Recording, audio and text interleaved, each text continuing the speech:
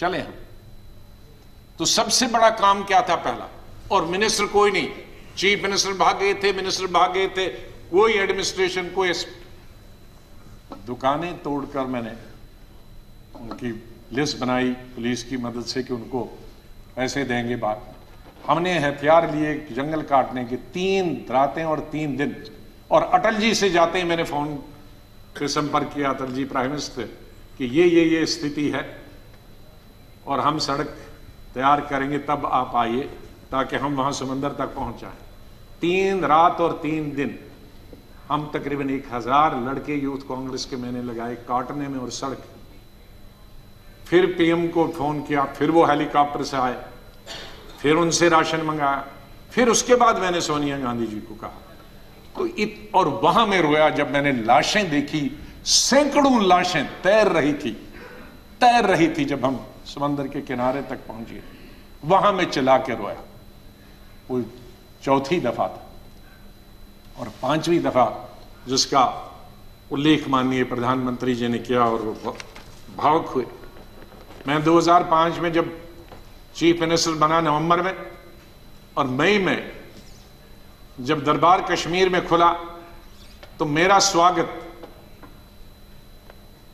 गुजरात के मेरे भाइयों और बहनों की कुर्बानी से हुआ। मैं अभी 2 ही दिन पहले पहुंचा था, तो वहां स्वागत करने का मिलिटेंट का यही तरीका था कि आप हत्या करो गरीबों की, तो वही स्वागत होता। उसका मतलब था कि हम हैं, इस गलतफहमी में न रहना। न निषाद बाग जो कि राजभवन के साथ, वहां बस से उस पर लिखा था गुजरात की बस, उसमें हमारे तकरीबन 40-50 गुजरात के हमारे भाई बहनें टूरिस्ट, उस पे उन्होंने ग्रेनेड लगाया और मेरे ख्याल में दर्जन से ज्यादा लोग वहीं हताहत हो गए और कई जख्मी हो गए। मैं फौरन तुरंत जगह पे पहुंचा, लेकिन तब तक पुलिस ने वो हटा दिया था। फिर मैं जैसे माननीय प्रधानमंत्री जी, इन्होंने भी डिफेंस मिनिस्टर से बात की, मैंने प्रधानमंत्री जी से बात की, जहाज आया मी-8 उनको लेने के लिए। लेकिन जब मैं एयरपोर्ट पे पहुंचा तो जाहिर है सिक्योरिटी वाले कहते हैं कि सीएम आ रहे हैं, सीएम आ रहे हैं। तो एयरपोर्ट पे ये सब जाने के लिए तैयार थे। हमारे जख्मी भाई, छोटे छोटे बच्चे। तो जब मैं एयरपोर्ट पे पहुंचा तो इन बच्चों ने, जिसका किसी का पिता मर गया था, किसी की मां मर गई थी, वो रोते रोते मेरे टांगों से जब लिपट गए तो मैं जोर से मेरी आवाजें निकल गई, ये खुदा ये क्या तुमने किया। मैं कैसे जवाब दूं इन बच्चों को, मैं कैसे जवाब दूं उन बहनों को जो यहां तफरी के लिए आए थे, सैर के लिए आए थे, और आज मैं लाशें लेकर इनके हवाले कर रहा हूं उनके माता पिता की। तो ये भावुक होने की जरूरी बात। आज हम ये अल्लाह से, भगवान से यही दुआ करते हैं कि इस देश से मिलिटेंसी खत्म हो जाए, इस देश से आतंकवाद खत्म हो जाए।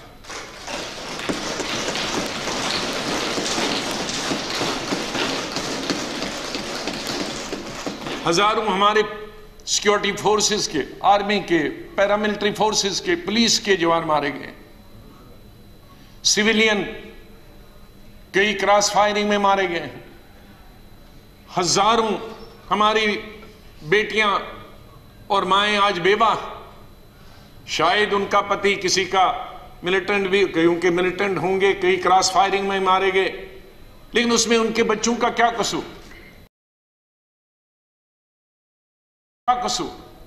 वो भी हजारों की तादाद में। ये मिलिटेंसी जब खत्म हो जाएगी तो उनके बच्चे, उन बेवाओं, उनको भी रोजगार मिलेगा, वो भी इंसानों की जिंदगी बसर करेंगे। इसके लिए हमने सबने प्रयास करना, सरकार ने, विपक्ष में, और कोई हल निकालना है। ऐसा कि हमारे कश्मीर के हालात ठीक हो जाएं। मैं इससे पहले कि कुछ अशार बोलूं, पहले मैंने अपनी फौजियों के नाम बताया था, लेकिन ये शेर मैं बोलना चाहता हूं मेरे कश्मीरी पंडित भाइयों और बहनों के लिए। जब मैं कश्मीर में पढ़ता था तो सबसे ज्यादा वोट में यूनिवर्सिटी में जब जीत के आता था तो कश्मीरी पंडित मेरे सबसे ज्यादा लड़के लड़कियां वोट देते थे।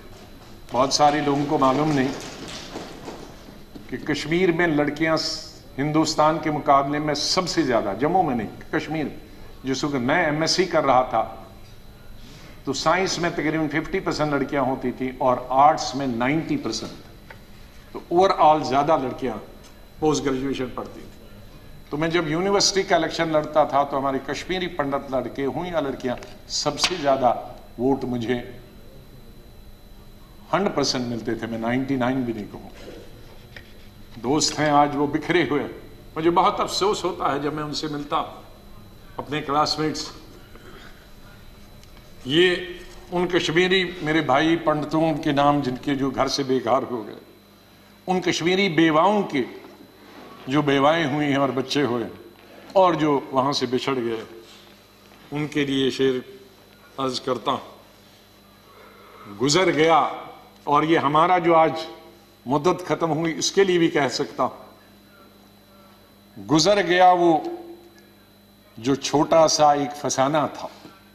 गुजर गया वो जो छोटा सा एक फसाना था। फूल थे, चमन था, आशियाना था।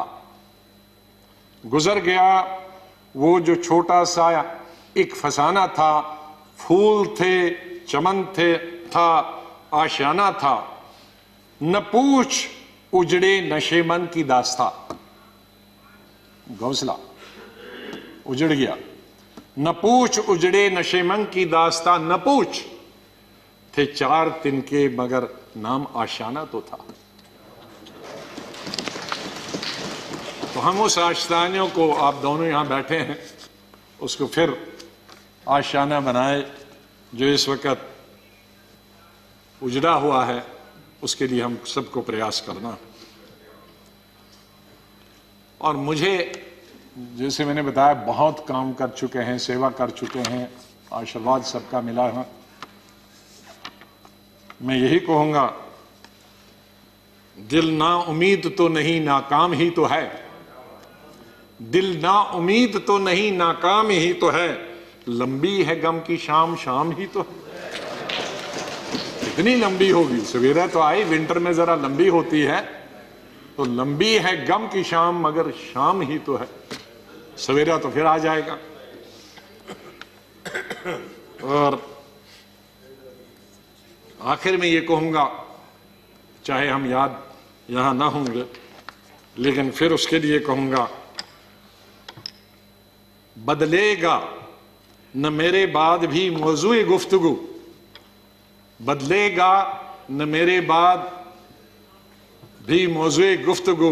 मैं जा चुका हूंगा, फिर भी तेरी महफिलों में रहूंगा। माननीय चेयरमैन साहब, मैं आपका बहुत बहुत धन्यवाद करता हूं। आपके साथ काम करने का मुझे अवसर मिला। आप जब पार्टी के अध्यक्ष थे तब भी हमारी मुलाकात होती थी। जब आप मंत्री बने तब भी बात होती थी। जब यहां चेयरमैन बनने से, वाइस प्रेसिडेंट आप बनने से पहले आप पार्लियामेंट्री अफेयर्स मिनिस्टर थे और मैं एलओपी था, तब भी हमारे संपर्क है। लेकिन जिस तरह का आशीर्वाद, जिस तरह का प्रेम, जिस तरह का प्यार आपका चेयरमैन के तौर पे मिला और वो जो गाइडेंस मिली, उसके लिए मैं हमेशा ऋणी रहूंगा। धन्यवाद करता हूं उसके लिए, और आपके स्नेह और प्यार के लिए मैं हमेशा धन्यवाद करता हूं। माननीय प्रधानमंत्री जी, कई दफा टोका टोकी हुई और आपने कभी बुरा नहीं माना। एलओपी के वक्त में बड़ी बड़ी लंबी स्पीचें आपकी हुई, मेरी हुई, खास करके राष्ट्रपति के अभिभाषण पर। उसमें लंबी तकरीर होती थी, कभी हम कुछ एलओपी की जिम्मेदारी करते थे, लेकिन आपने व्यक्तिगत तौर पर उसे कभी अपने खिलाफ नहीं लिया।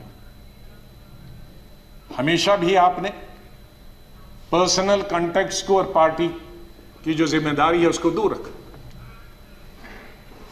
कभी ईद हो, दिवाली हो, बर्थडे हो, उसमें बराबर आपने कभी भी कमी नहीं की फोन करने की। सबसे पहले या तो मेरी पार्टी प्रेसिडेंट का आता था या आपका आता था। दो आदमियों का तो अनिवार्य, हमारे प्रधानमंत्री और कांग्रेस प्रेसिडेंट मिसेस गांधी। और आपने हमेशा बताया कि कभी अपनी स्टेट के बारे में हो और कोई काम हो तो मुझे आप कभी भी बताना। मुझे याद है जब मैं राज्यसभा इलेक्शन लड़ने गया तो आपने कुछ कहा कि भाई आपको कुछ जरूरत है। मेरे का वो तो लड़ाई है, आपका कैंडिडेट है, मैं कैंडिडेट हूं, उसमें आप कुछ नहीं कर सकते।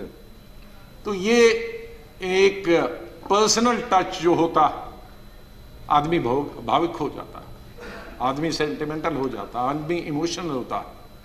और मेरे संपर्क तो विपक्ष के साथ आज से नहीं, जब पहली दफा मैं एमओएस बना था तब से लेकर आज तक, क्योंकि हम मिलके ही देश को चला सकते हैं, लड़ाई करके, गालियां देकर हम अपनी बात अपने भाषणों के जरिए कर सकते हैं। मैं आपका बहुत धन्यवाद करता हूं। मैं माननीय डिप्टी चेयरमैन साहब, मेरे यहाँ हम बेंचमेट रहे, वो हमेशा मुझे याद रहेगा। बहुत सिंपल आदमी है, स्ट्रेट फॉरवर्ड है। कभी कभी हम नाराज होते हैं स्ट्रेट फॉरवर्ड, लेकिन स्ट्रेट फॉरवर्ड हमेशा वो लोग नाराज होते हैं।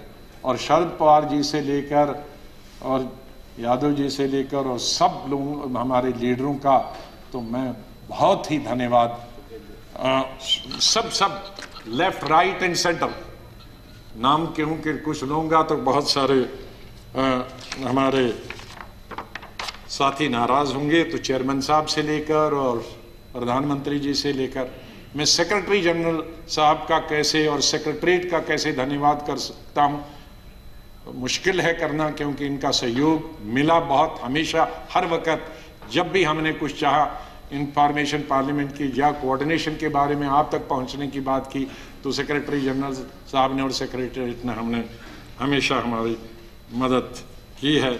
और आखिर इस शेर से मैं आपसे विदाई लेता हूं, और इंशाल्लाह हम मिलते रहेंगे, चाहे यहाँ नहीं मिले लेकिन आगे एक दूसरे के पास आ जा सकते हैं। नहीं आएगी, मैं आप लोगों से बोल, नहीं आएगी याद तो बरसों नहीं आएगी, मगर जब याद आओगे तो बहुत याद आओगे। धन्यवाद गुलाम नबी जी।